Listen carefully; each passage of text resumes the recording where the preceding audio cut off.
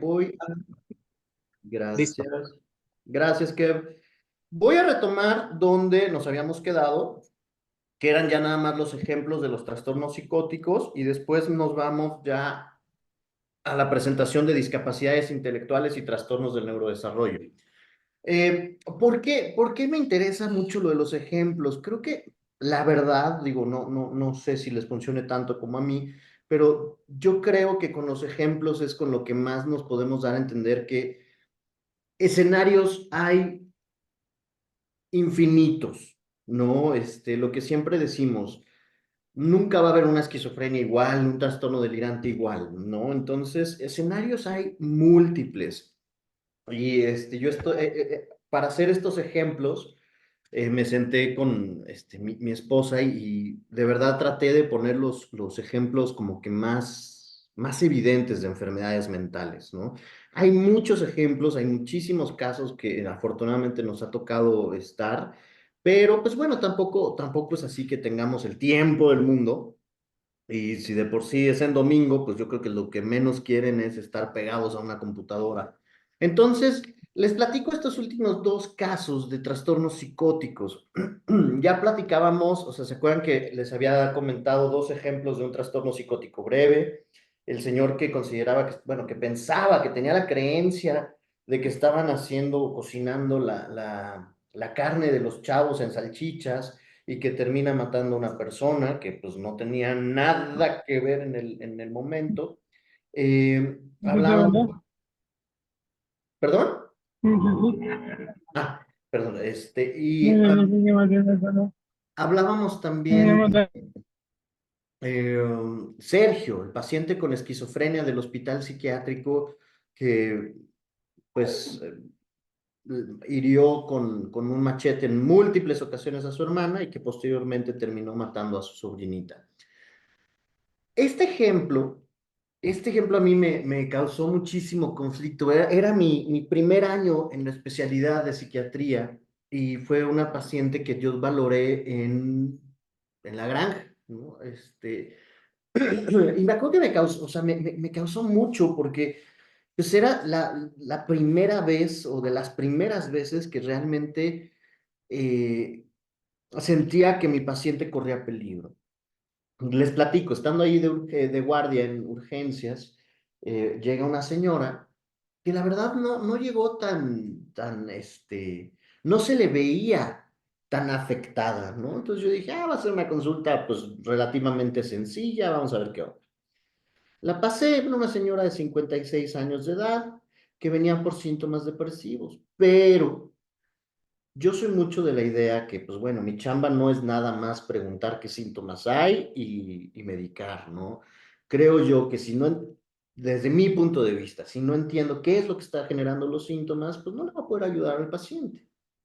Entonces es por eso que pues yo soy muy preguntón en mis consultas. Pues, según yo éramos todos los psiquiatras, pero me ha quedado claro que no todos mis colegas son así. Y ella me comentaba que tenía en ese entonces ya un esposo y dos hijos que ya vivían cada quien por su lado, ¿no? Ya cada quien estaba con su familia. Este, Cuando la empecé a valorar, ¿no? Como que no me cuadraba los síntomas que ella expresaba pues con lo que ella me contaba, ¿no? Y entonces empecé a preguntarle sobre su relación de pareja. Y pues ahí fue donde me percaté que había dado con el punto, ¿no?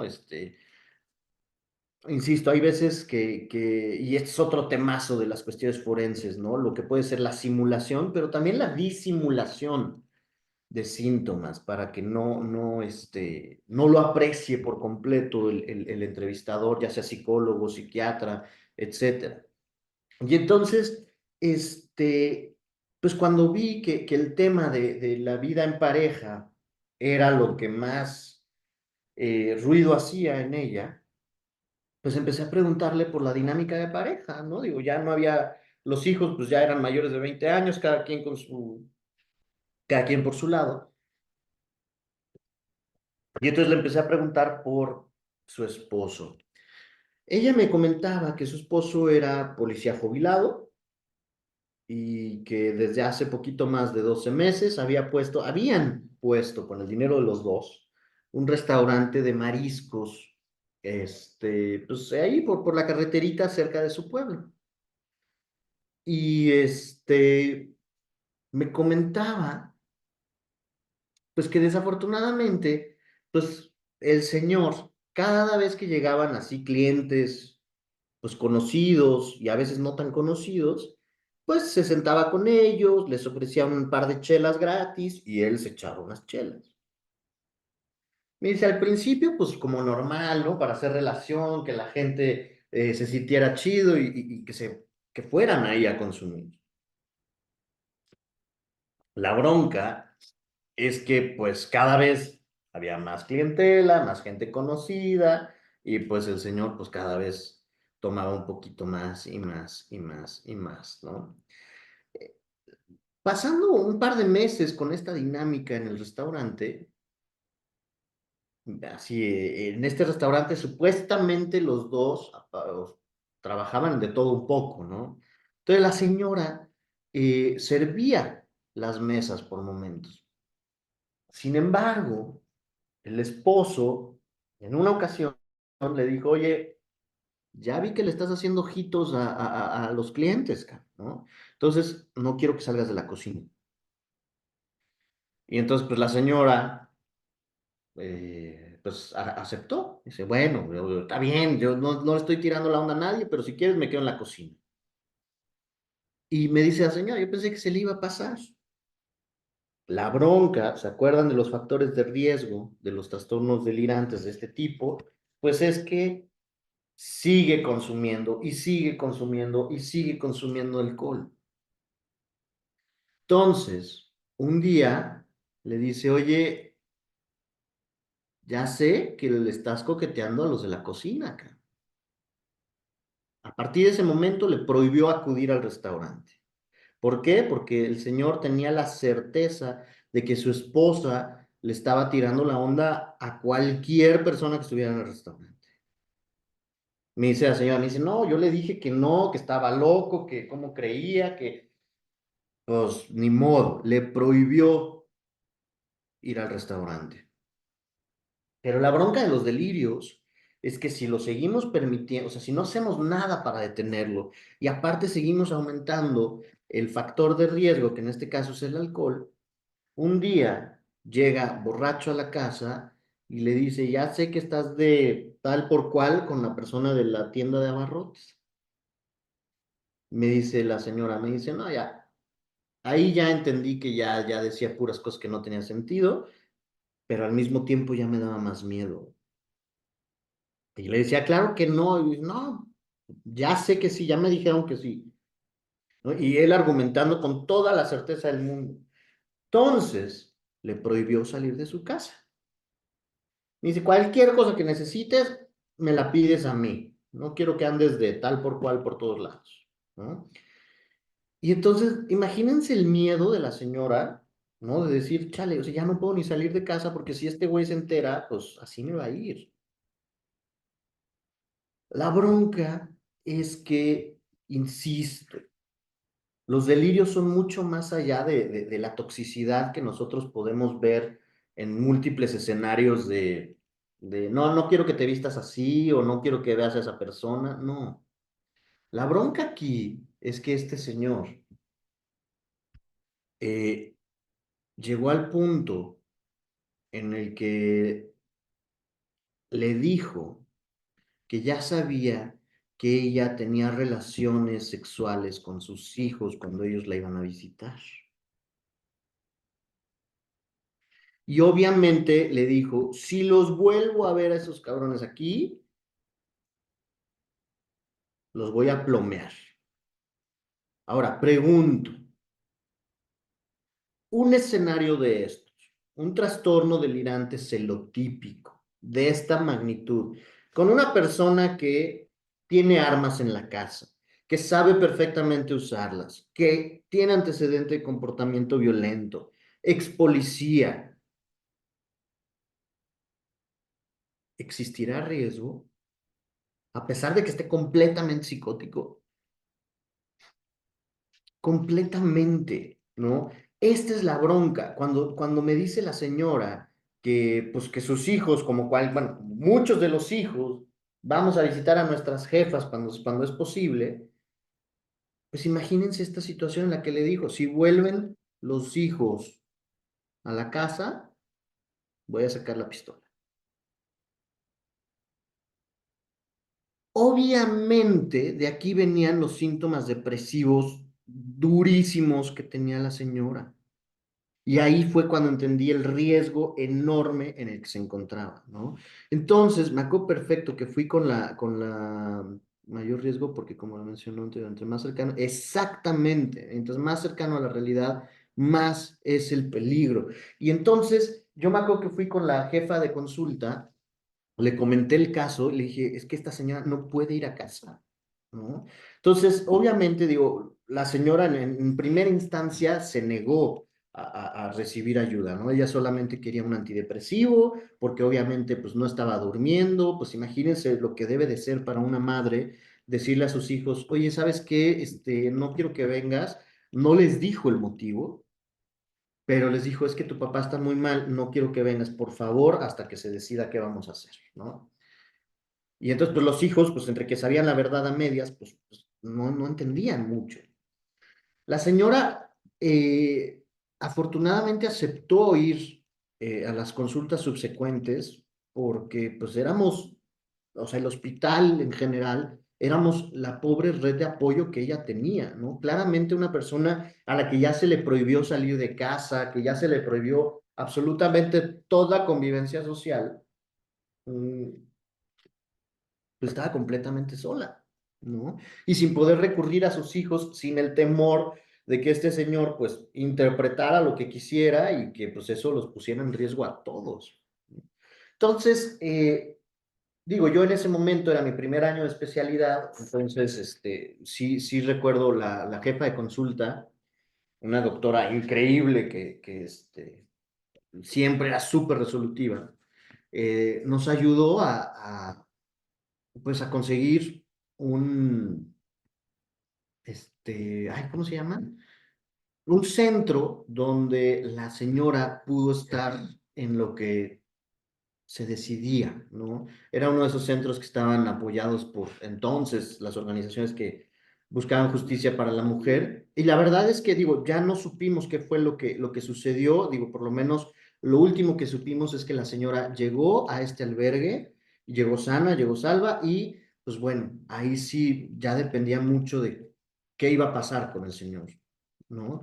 Pero entonces vemos el riesgo y vemos lo extremista que pueden ser los delirios celotípicos. Insisto, va mucho más allá de la pareja tóxica que no solo no nos deja salir con nuestros amigos, sino que no nos deja vestirnos como queramos, etcétera, etcétera, etcétera, ¿no? Llegan a este grado de, pues que parece ridículo, de que cómo voy a estar teniendo relaciones con la persona de la tienda de abarrotes, con la persona, con los hijos, ¿no? ¿Qué, alguna pregunta,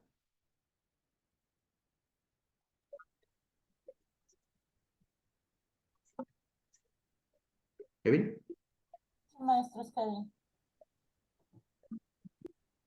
Kevin, tienes levantada la manita. Yo creo que nada más nos está molestando, Kevin. Nos está distrayendo el Kevin. Está bien, Itzel, muchísimas gracias, no te preocupes. Ahí, ya saben que cualquier cosita me pueden interrumpir. Entonces, ese caso, la neta, a mí, yo me acuerdo digo, no, no, que no te escuchábamos.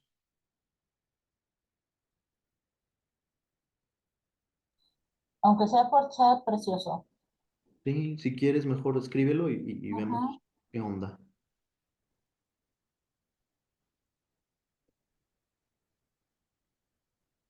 Maestro, ejemplo, haciendo un paréntesis en lo que Kevin nos está escribiendo. Ah, ya Ajá, nos escribió. Nos dice que esto es muy importante para nosotros como peritos ver el riesgo de violencia. Mm. completamente. Y es por eso que lo que decía mi maestro, tenemos que conocer a la persona que estamos valorando mejor que él mismo, ¿no? Porque si nosotros no consideramos aquí el riesgo, yo lo hubiera mandado con un antidepresivo a su casa y bye, ¿no? O sea, todo lo demás se queda en el aire. Entonces, ahorita que la violencia de pareja, la violencia vicaria, o sea, que está a tope, importantísimo entender cómo está el entorno del paciente o del evaluado, ¿no? Porque cuántas veces no nos toca valorar víctimas de violencia que tenemos un escenario así de peligroso. Entonces, sí, completamente de acuerdo, que Itzel, ¿ibas a preguntar algo? Sí, pasa que tengo una personita aquí muy cerquita que precisamente no come. Tiene 13 días en la que solamente está con intravenosa por miedo a que vaya a morir, ¿no? Ok, Entonces, ella asegura, yo me voy a ahogar por los delirios que estaba hablando y la síntoma psicótico donde dice, yo siento que tengo cucarachas, ¿ok? Que suben cucarachas. Hay una voz ok. que dice que me voy a morir y precisamente va cuadrando con esas crisis delirantes, psicóticas y que no tienen más de un mes, ejemplo. Ujú. Ok, ¿qué edad tiene? Tiene 35 años. Ok, Ujú. híjole, ¿y tiene alguna valoración por parte Ya, de psiquiatría? sí, ya, vámonos. Permíteme, vamos a ayudar a silenciar a Mónica, ya quedó. No, es primera vez que llega conmigo. Ok, Ujú. Y es así en solicitud de ayuda porque ella no está comiendo para nada, no la canalizaron a psiquiatría, no le han dado absolutamente nada, ni siquiera para calmar estos síntomas, nada, en absoluto. híjole. Ujú. ¿En Ciudad de México? No, es fuera. ¿Dónde? Ok, ya, ya. No, yo recomendaría urgentemente una valoración psiquiátrica, urgentemente. Tengo un montón de pacientes con temores por diferentes motivos, desde ansiedades muy somáticas a Ujú, delirios somáticos de no comer y de verdad hemos llegado a casos brutales de nutrición parenteral y acuérdense lo que yo siempre digo, ¿no? Lo que no se usa se pierde. Entonces, cuando son pacientes que por mucho tiempo no están consumiendo vía oral, el movimiento intestinal se puede ver muy afectado. Entonces, yo sí recomiendo una valoración por psiquiatría lo más pronto posible para híjole, para evitar que llegue a escenarios mucho más complejos. ujú. Si quieres, al ratito me escribes y te mando contactos, ¿ok? Sí, sí, estaba yo pensando también en que me lo checara. No, sí, me escribes y yo te mando contactos, cercanos pues para que se le valore, ¿va? Ya quedó. Órale, ya Gracias. estás. Y les platico este último caso. Este caso, híjole, me frustró como no tienen idea. Eh, Este caso ha sido, bueno, fue muy sonado en su momento y la situación que rodea todo el escenario, híjoles, es un poco complicada. Les platico, me buscaron para valorar a Rodrigo, ¿no? Es un masculino de 26 años, originario de Ciudad Juárez, ya con diagnóstico de esquizofrenia de múltiples episodios. ¿Se acuerdan de la importancia de este especificador de múltiples episodios? Pues nos dice que la persona en cuestión ha estado libre de síntomas en algunos momentos, ¿no? Entonces, conocido con este diagnóstico, platico con el padre y me comentaba cómo fue el primer episodio psicótico de Rodrigo. Rodrigo había sido un estudiante de excelente promedio en Ciudad Juárez, ¿no? Y algo que me dijo el padre, digo, yo no soy nadie, o sea, esto lo dijo el papá, me dijo, yo creo que el nivel de las escuelas allá en Ciudad Juárez, pues era muy bajo.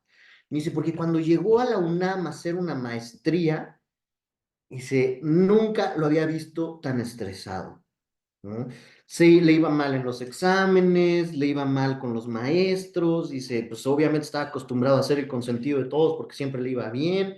Dice, llega a la Ciudad de México y todo mal, entonces lo empezaron a ver que se estresaba y se estresaba y se estresaba y me comentaba el papá, me dice, güey, de repente así nos hablaba y es que ya no puedo más, yo creo que voy a regresarme y pues le decían, venga, ¿no? O sea, lo que necesites. Pues bueno, la bronca es que Rodrigo decidió quedarse allá en la Ciudad de México y pues desafortunadamente no pudo titularse de la maestría, ¿no? Lo reprobaron en su examen y a partir de ahí el casero, el que le rentaba su departamento, empezó a notar cambios de comportamiento, ¿no? Eh, el casero fue el que se percató de todo esto. Lo que me dice el papá es, pues es que de repente nos hablaba menos y menos y menos y nosotros no lo queríamos molestar. Y me dice, pues la neta, pues es que, pues, ¿qué hacíamos, no? O sea, nosotros le decíamos cualquier cosa, aquí estamos. La bronca es que las últimas llamadas con Rodrigo eran de que el casero lo estaba vigilando, que lo tenía secuestrado, que la última vez que había salido al parque vio como conocidos del casero, que él interpretó de esa manera, lo estaban vigilando mientras él trataba de hacer ejercicio en el parque, ¿no? Entonces, obviamente el casero fue el que se comunica con la familia y les dice, oye, pues tu hijo está bastante raro, güey, no quiere salir del departamento, Bueno, no mi quiere, amor, sí. me Y asusté. tengo mucho frío. Le dice, tu hijo no quiere salir del departamento, pues necesito que alguien venga por él. Entonces, uno de sus hermanos va por él a Ciudad de México, lo regresa a Ciudad Juárez, lo llevan al hospital psiquiátrico, estuvo internado durante casi un mes exacto, y salió con el diagnóstico de esquizofrenia, ¿no? Al principio solamente lo habían puesto con delirios de tipo persecutorio, pero en las notas del expediente se ve como durante el interrogatorio el paciente refería alucinaciones auditivas, ¿no? Te van a chingar, te van a hacer daño, te quieren matar, etcétera, etcétera, etcétera. Recordando que estas alucinaciones en 99% de los casos son súper hostiles. Le empiezan una buena dosis de antipsicótico, le dan un antidepresivo para tranquilizarlo, para disminuir la ansiedad y casi al mes lo dan de alta. Me dice el padre, me dice, la verdad no recuerdo cuánto tiempo se tomó el tratamiento, pero nadie nos dijo que era un tratamiento de por vida, nada más nos dijeron que salga, que se tome esto y ya. Le habían dado cita un mes después, acudió a la cita, le dijeron lo mismo, tú tómate esto, pero nunca les explicaron, o por lo menos esto es lo que me dice el papá, me dice, nunca nos explicaron la naturaleza de la enfermedad, nunca les explicaron la enfermedad y no es algo que me cueste trabajo creer. Si a veces en la consulta particular no explicamos bien las cosas, desafortunadamente en las instituciones me queda claro que a veces no pasa, ¿no? En algún momento, Rodrigo se sintió tan bien que se emparejó con una chica y hablando sobre pues, las posibilidades de tener chamba, de estar bien remunerados, etcétera, deciden vivir en Guadalajara, ¿no? Entonces, los dos se vienen a vivir juntos a Guadalajara, pero Rodrigo dejó su tratamiento. La bronca es que deja el tratamiento y la migración, aunque sea dentro del mismo país, el cambio de residencia en una persona que ya había tenido un factor de estrés notable con un primer episodio psicótico, que por el diagnóstico, o sea, por las características diagnósticas, eh, es una enfermedad incurable. La bronca es que estando en Guadalajara, en un departamento, ven que pues ninguno de los dos comienza a trabajar. La primera en conseguir trabajo fue ella trabajaba en una tienda de autoservicio y Y él no encontraba y no encontraba y no encontraba y no encontraba. Y la bronca es que pues eso le empieza a generar mucho estrés. En el expediente obran documentos en los que mencionan los familiares de ella. Pues ella se comunicaba vía telefónica y les decía, ay, pues es que lo veo bien estresado y como que, pues raro. Los padres de ella la trataron de convencer de regresarse a Ciudad Juárez, pero pues ella se mantuvo al lado de él, ¿no? Y decía, no, pues es que lo estamos intentando, que no sé qué, bla, bla, bla. La bronca es que en más de una ocasión los vecinos habían escuchado discusiones, pero discusiones un tanto extrañas, ¿no? Como que Rodrigo hablaba mucho sobre cuestiones bíblicas, o por lo menos eso daba a entender de sus gritos. Y frecuentemente, según lo que obra en la carpeta, los vecinos escuchaban a ella tratando de tranquilizarla de no, no te preocupes, no va a pasar nada y que no sé. Un día, una noche, desafortunadamente, escuchan igual gritos en los que se mencionaba Dios, la Biblia, la prostitución, etcétera, etcétera, etcétera. Y empezó a elevarse el nivel de la discusión, ¿no? Tanto así que se empezaron a escuchar gritos por parte de ella, golpes, etcétera, etcétera, etcétera. Lo último que según un vecino se escuchó es que Dios, o sea, gritando, Rodrigo decía, Dios no quiere a las prostitutas. Cuando uno de los vecinos le habla al 911, pues desafortunadamente es muy tarde, pero la descripción que hacen los policías de cuando llegan al lugar, Rodrigo estaba así, ensangrentado, frente al cuerpo, con un rosario en la mano. Desafortunadamente, y lo tengo que decir así, ¿no?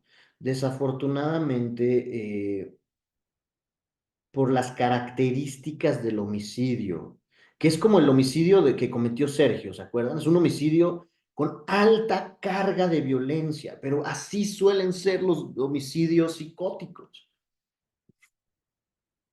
Desafortunadamente, por las características de las lesiones, las profundidades, la cantidad de lesiones que había hecho con un arma punzocortante, las valoraciones, todas declararon que esto era pues un homicidio por ser mujer, ¿no? Un feminicidio. Y y entonces se le culpa a Rodrigo por feminicidio. La bronca es que se hizo un primer peritaje en ciencias forenses. Lo valoró el único psiquiatra que tenemos en ciencias forenses aquí en Jalisco. Eh, y dio, o sea, dijo, a ver, esta persona está diagnosticada desde hace 4 años con esquizofrenia. La esquizofrenia no se quita, no se cura, dejó su tratamiento, pues mató en una situación de enfermedad, ¿no? No se está diciendo que no mató, definitivamente. Y es lo que me decía el papá. Me dice, yo no quiero que digan que es inocente. Ok, hubo un homicidio. Lo único que están pidiendo, el papá lo que pedía era que se considerara la enfermedad para que lo pudieran mandar al hospital psiquiátrico de Juárez, porque el papá de Rodrigo venía desde Ciudad Juárez y me decía, cada vez, o sea, todos los días estoy tratando de ahorrar para poder venir a Guadalajara y verlo. Porque al haber sido condenado por feminicidio, pues está en Puente Grande junto con todos los demás criminales, ¿no? Y entonces lo que me dice, mira, o sea, lo único que quiero es tener a mi hijo cerca. La bronca, y esto lo sé por detrás de bambalinas, ¿no? Cuando uno de los primeros abogados me contactó, me dijo, no, pues es que la juez dijo, no me importa cuántos peritos vengan, para mí esto siempre va a ser un feminicidio y este no sale de Puente Grande. Así. Y entonces, pues yo fui el tercer dictamen que hablaba sobre la enfermedad de Rodrigo. y ni así se logró que se considerara la parte de la inimputabilidad, ¿no? Entonces, es un caso triste por todos casos, por todos lados, ¿no? O sea, es un caso en el que vemos como un chico que tenía muy buena capacidad intelectual, que tenía muy buen futuro en cuestiones académicas, ante un primer episodio psicótico, su vida empieza un declive espantoso y termina con él en Puente Grande y pues bueno, por el momento sin esperanzas de que pueda darse el tratamiento, las medidas de seguridad que él merece por su enfermedad. ¿Ok? Entonces, esos son los ejemplos que tenía de los trastornos psicóticos. Déjenme cambio de volada a los trastornos del neurodesarrollo. No sé si hay alguna duda de alguna de los trastornos psicóticos, algún comentario, algún caso que quieran compartir, o empiezo ya directo con los trastornos del neurodesarrollo.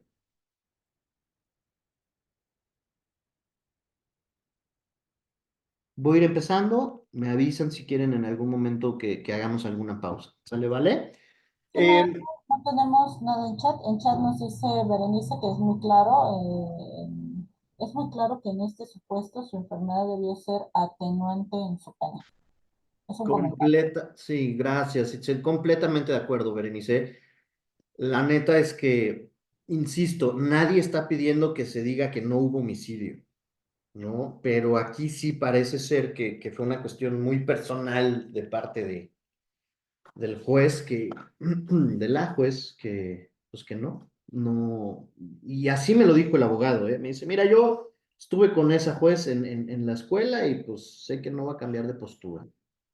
A los pocos meses me habló el padre del evaluado y me dice, no, pues ya el abogado ya dejó el caso. Entonces, de esas frustraciones que están completamente fuera de nuestras manos, pero completamente de acuerdo. O sea, lo menos que podríamos pedir para esta situación de Rodrigo es, pues digo, yo que he estado en Puente Grande, que he convivido con los psiquiatras que están en Puente Grande, pues no hay medicamentos, o sea, no hay, ¿no? Y entonces, pues, ¿qué va a pasar con un esquizofrénico sin tratamiento en Puente Grande? Pues obviamente el riesgo de que se convierta en víctima de la otra parte de la población, pues bueno, totalmente de acuerdo, totalmente de acuerdo. Y la bronca, creo, Berenice, aparte de olvidar que tanto víctima como victimario pues tienen derechos humanos, eh, no sé, siento, y digo, no quiero que se interprete de mala manera, o sea, estoy muy consciente de que la violencia a la mujer es un problema que tenemos, o sea, con el que tenemos muchísima deuda, ¿no? Pero creo que también si llegamos a generalizar que todas las muertes violentas son por feminicidio, pues pasa esto, ¿no? ¿Y el enfermo mental qué? Entonces, definitivamente, son temas, híjole, muy, muy delicados porque creo que el nivel de polarización en el que estamos es altísimo, ¿no? Sí creo que hay una deuda brutal con el tema de la violencia de la mujer, pero sí creo que por lo menos en este caso, el decir que fue un feminicidio, pues al evaluado, pues lo condenó porque sabemos la vulnerabilidad de una persona enferma en un reclusorio del tamaño de Puente Grande, ¿no? Donde hay gente mala de Malolandia, ¿no? Entonces, pues bueno, ahora sí que yo sigo en contacto con el papá y el papá está muy agradecido porque, pues, ahora sí que, pues, hicimos lo que se pudo, ¿no? Pero, y el papá ha sido muy, muy, muy buena onda desde entonces, como que me ha mantenido al tanto a pesar de que mi participación como perito, pues terminó, pero en alguna ocasión ya inclusive no teniendo nada de cuestiones profesionales de por medio, me invitó a tomar un café y platicarme de cómo iba su hijo. Entonces digo, al final, pues bueno, seguiremos ahí al pendiente de qué es lo que pasa con Rodrigo, pero desafortunadamente no se ve algo muy prometedor, por lo menos de manera cercana. Les platico rápido los trastornos del neurodesarrollo. Eh, para algunas pláticas que he dado sobre estos trastornos, siempre empiezo con lo mismo. El neurodesarrollo es pilar en la vida de una persona, ¿no? Es curioso cómo a veces ni los estudiantes de medicina les queda 100% claro cuáles son los trastornos del neurodesarrollo. Porque algo que yo les menciono es, si habla del desarrollo del sistema nervioso central, ¿en qué momento empieza este desarrollo? Si hay algún neuropsicólogo, pues bueno, se la sabe de memoria, ¿no? Pero seguramente han escuchado que las mujeres que quieren embarazarse deberían de tomar ácido fólico desde por lo menos 3 meses antes del embarazo. Y esto es por algo en particular. El sistema nervioso central de una persona se empieza a desarrollar a partir de la segunda semana de concepción. Es decir, que si yo no tengo todas mis reservas en la mejor cantidad, mi bebé puede no tener una suficiente cantidad de ácido fólico y entonces esto puede afectar el desarrollo de su sistema nervioso central.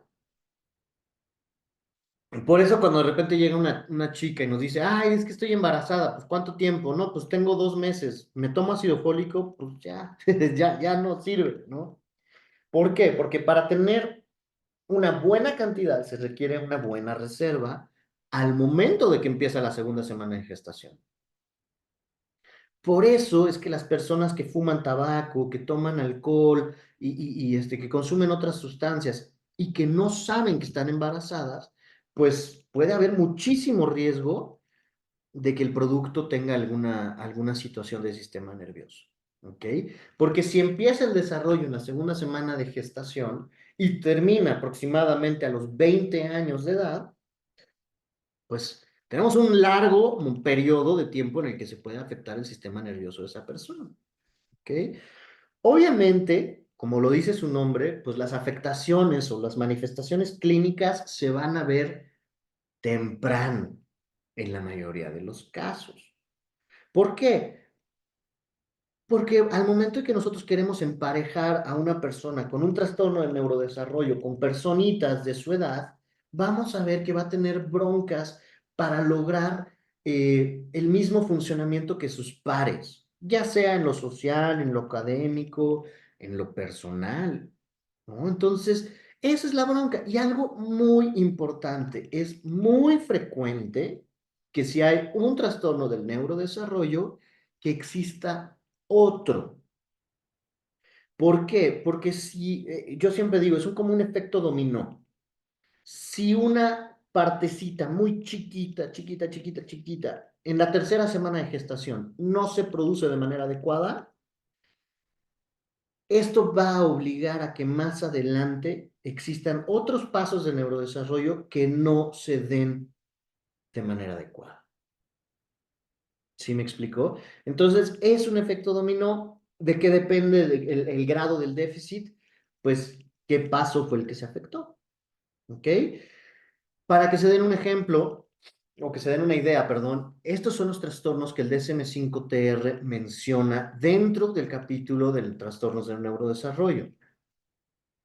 Retraso global del desarrollo, trastorno del lenguaje, trastorno fonológico, el trastorno de la fluidez, que es el tartamudeo, el trastorno de comunicación social, el déficit de atención, trastorno específico del aprendizaje, movimientos estereotipados, trastornos de tics, etcétera. ¿Por qué pongo discapacidades intelectuales y trastornos del espectro autista en rojo?